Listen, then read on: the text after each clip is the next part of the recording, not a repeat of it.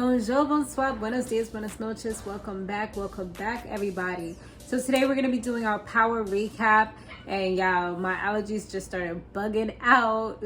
Allergy season is definitely here, so I need to close my window. But anyway, so let's go ahead and get right into it. I'm gonna have to go take some stuff, clean out my nose momentarily. But anyways, let's try to get through this. I'm here, okay? Dedication. So let's talk about this episode. So Tate, he goes to Harper's class so that he can speak a little bit about like Europeans and, you know, how they took over the land and, you know, things like that. And the class ended up having their own discussion based upon what he started off saying. He didn't even get too far. While that was happening, Monet, she actually hit Tyriq up to find out if that IG Guap dude was actually around when Zeke had died. So she can kind of verify, like, you know, what's going on. Because obviously from the last episode, she's starting to think that Lorenzo could be the culprit of everything. So she wants to make sure she has all her ducks in a row before she starts hitting them up and shooting. You know what I mean? You know, just making sure everything is right. Tyriq, he kind of tricks Tate into getting confirmation of what he wanted to know. And now he found out that IG Guap was actually in DR. So yeah, that's showing that things ain't right. When Monet talked to Kane about it, he was just like, oh, it was dad that told him that, you know, this IG Guap dude was the one who did it. So now Kane is starting to realize, like, damn, she probably know what time it is at this point. So he did tell his dad, you know, that she's suspicious or whatever. And he told his dad, maybe you should confess. But his dad's like, nah. Because he knew either way, if he don't say something, she finds out, then he's done. If he does say something, he's probably still done. So he's like, you know your mother. Like, you know what I'm saying? Monet, she's very calculated. And she did tell her friend that Lorenzo was the one who killed her husband, who ordered the hit for him.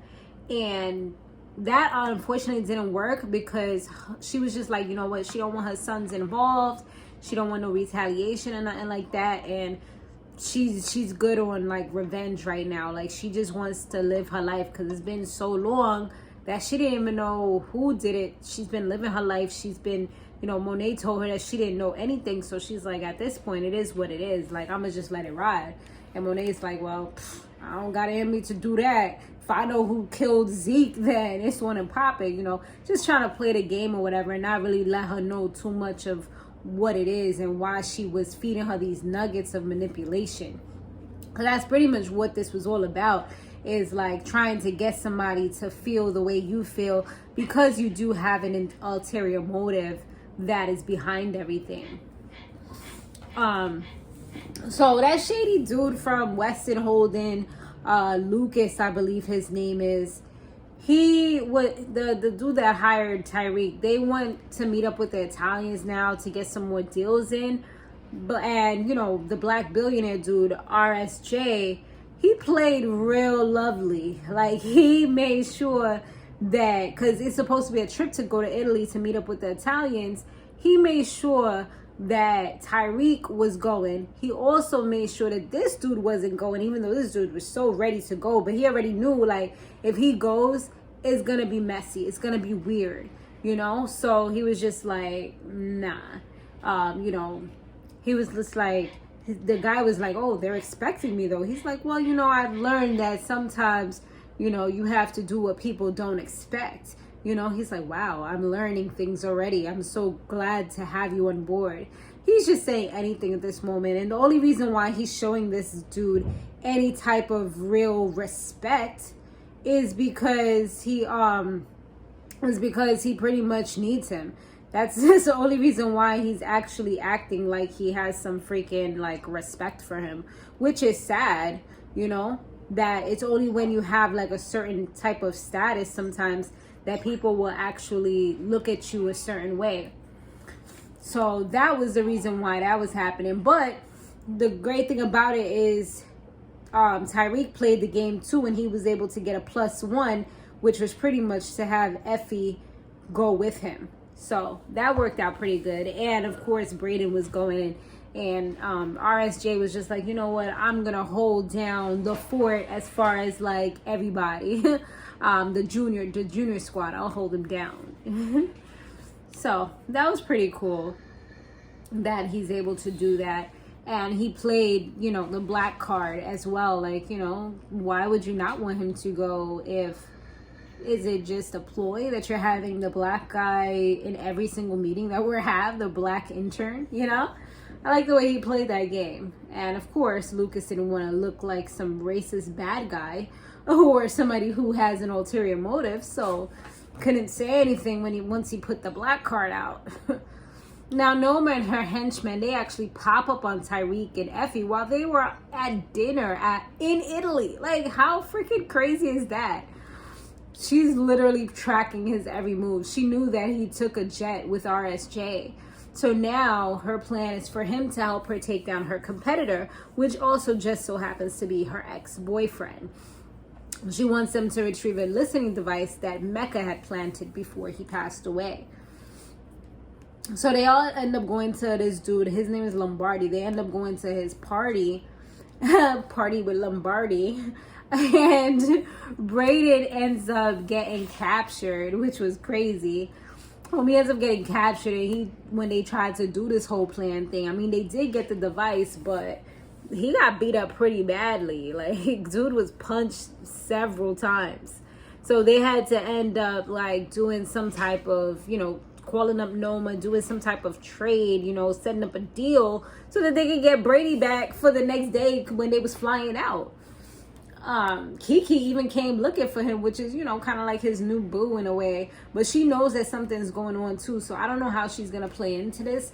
Maybe she'll end up being like, you know, another person on their team because she wants to get up in life. Because it does seem like she's down for money. So, but she also seems like she likes him as well at this point. So I don't know. We'll see how that goes. But she did see his phone and that he had like those coin things coming through, those transactions.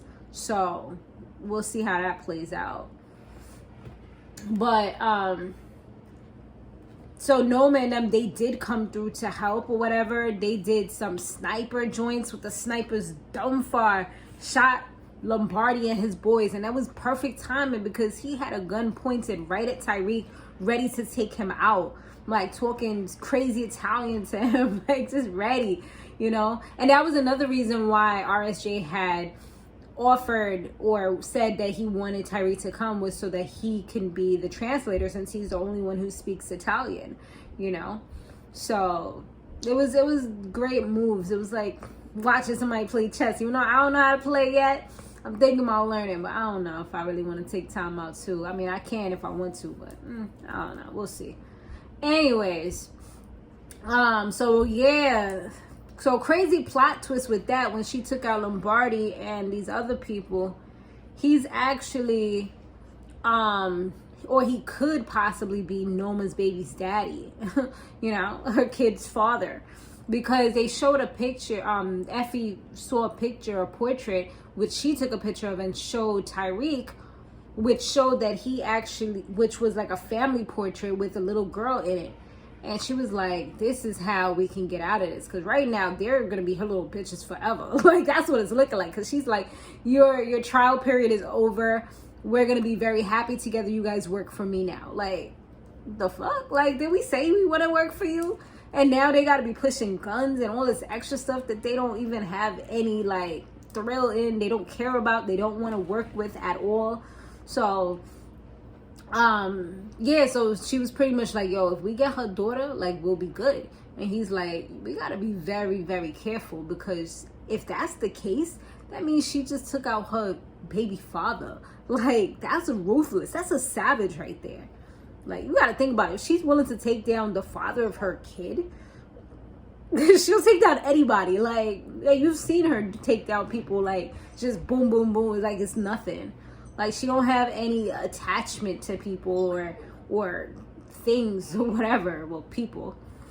So now Sex, he was being kind of like the fake good guy, because he told Davis that he possibly is getting his brother out.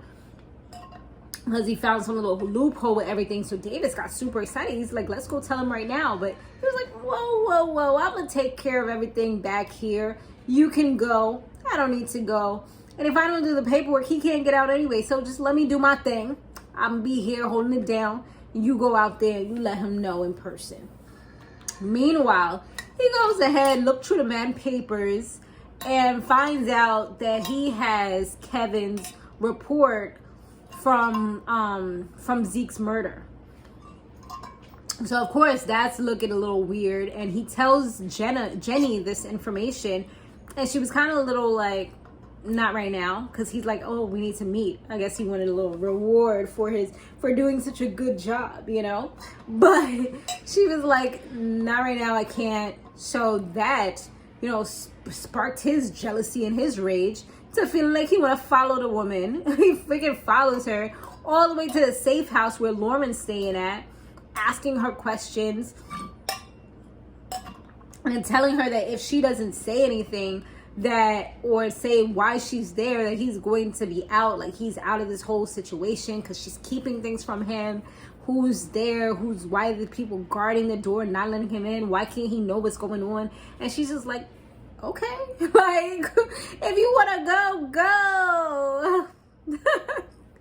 She definitely was on some like, deuces, like I could care less, you know. And he's just feeling so hurt. Like, did you even care about us at all? Like, you're willing to just throw it away just like that? Like, you know, when you give somebody an ultimatum and they're just like, all right, bye, like, the fuck? Like, do you even care about anything about me? Like, damn. Like, did you care if I died? You know what I'm saying?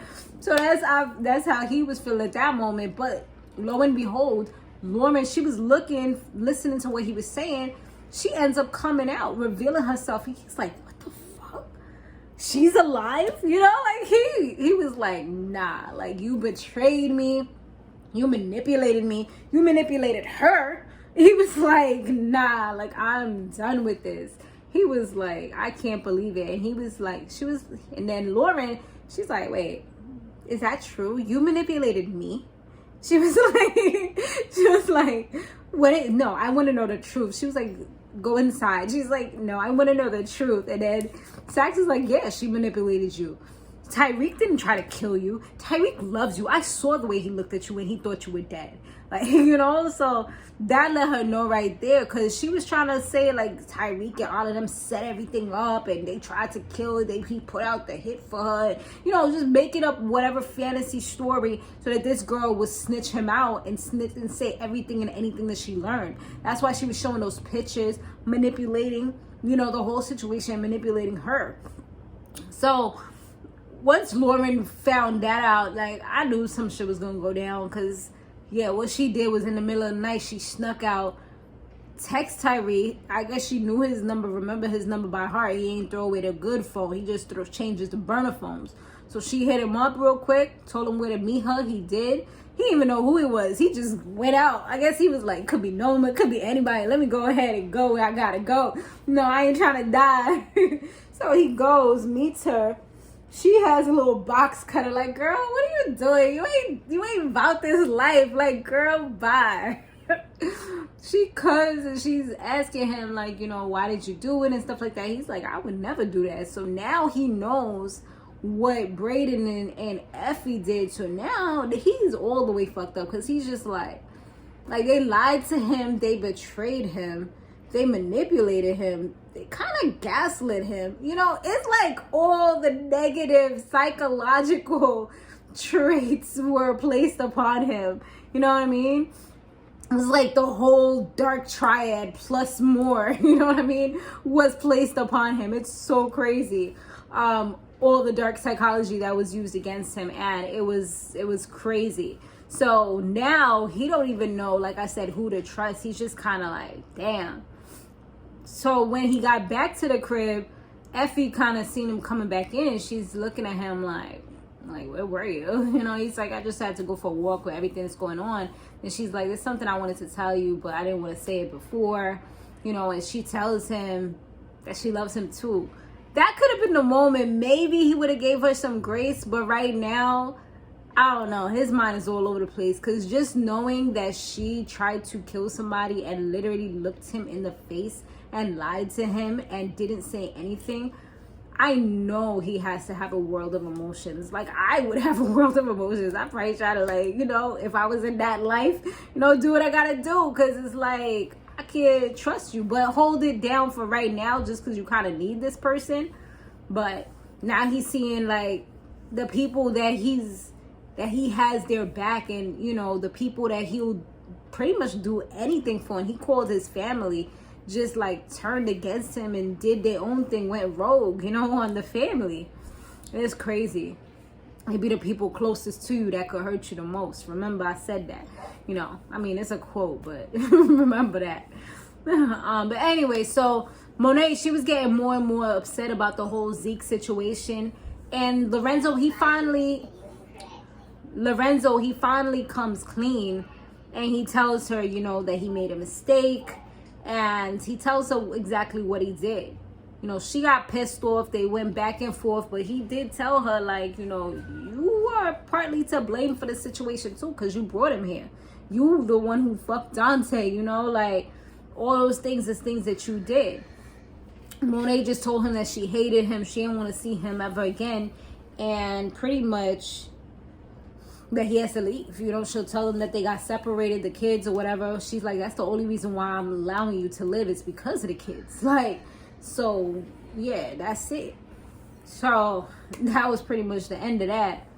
Now Lorenzo, he goes out to drink at their bar and stuff. He looked like he's wasted but ready to, I guess, drive or whatever. But homie got caught slipping, and the same dude that be having sex with Dre, his new love interest, which just so happened to be Frank's son, and that same frenemy that Monet has, her kid, he ends up literally slicing this man's throat, like one fast, quick movement, just on some savage style. And he's like, yo, that's for my father. You know what I'm saying? Like, she put those little nuggets in his ear, told him what he had to do. His mother didn't even have to tell him anything, because she didn't want her sons involved. She didn't want her kids involved because she knew it could get ugly. But Monet knew what she was doing, and she knew she had to get somebody to do it, so her hands will be clean. At the end of the day, she's going to be saying she was at home playing games with her kids. You know, she got an alibi. She's not connected in any way, shape, or form.